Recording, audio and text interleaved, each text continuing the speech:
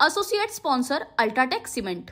लोकसभा निवडणुकीचे निकाल नुकतेच लागलेले आहेत आणि अशातच आता मंत्रिमंडळाचा विस्तार होणार आहे। त्यासाठी म्हणून दिल्लीमध्ये बैठक घेण्यात आली होती। त्यामध्ये प्रफुल्ल पटेल यांचं नाव आता चर्चेत आहे। मंत्रिमंडळात ते शपथ घेणार उद्या असं नाव चर्चेत आहे। आपल्यासोबत यावर बोलण्याकरिता आमदार राजभाऊ कारेमोरे आहेत। भाऊ, काय सांगाल? एनडीएने एका मताने सन्माननीय नरेंद्र मोदी साहेबांची निवड केलेली आहे आणि ते तिसऱ्यांदा देशाला एक सक्षम सरकार आपला देत आहेत आणि उद्या ते आपला शपथ घेत आहेत। देशाची आणखीन पुन्हा एकदा बागडोर त्यांच्या हाती येत आहे आणि जे त्यांनी आणि देशातल्या नागरिकांनी स्वप्न बघितले आहे ते स्वप्न आता पूर्ण होणार आहे। हाँ शुक्ला जी, भिजवाना सिर्फ अल्ट्राटेक ही। मान गया बेटा, पर अल्ट्राटेक ही क्यों? आप ही ने तो कहा था कि घर जिंदगी में सिर्फ एक ही बार बनता है। घर एक, मौका एक, इसलिए सीमेंट भी देश का number 1। UltraTech, India's number 1 cement.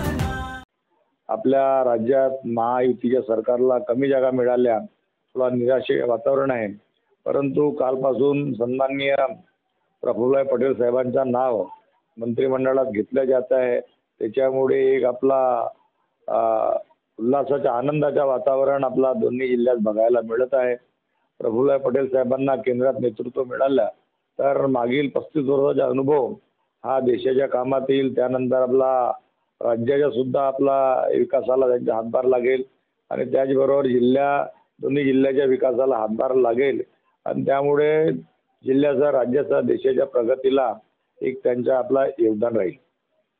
नक्कीच प्रफुल्ल पटेल यांचा जो दांडगा अनुभव आहे तो नक्कीच आता या देशाच्या कामाला येईल। जर मंत्रिमंडळात वर्णी लागली तर प्रफुल्ल पटेलांचा याचा भरपूर फायदा होणार आहे असं मत आमदार राजू कारेमोरे यांनी व्यक्त केलेलं आहे।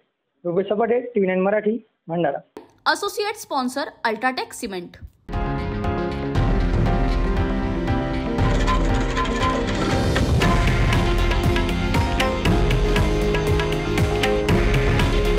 हे आहे देशातील नंबर 1 न्यूज नेटवर्क आणि आपण पाहत आहात TV9 मराठी।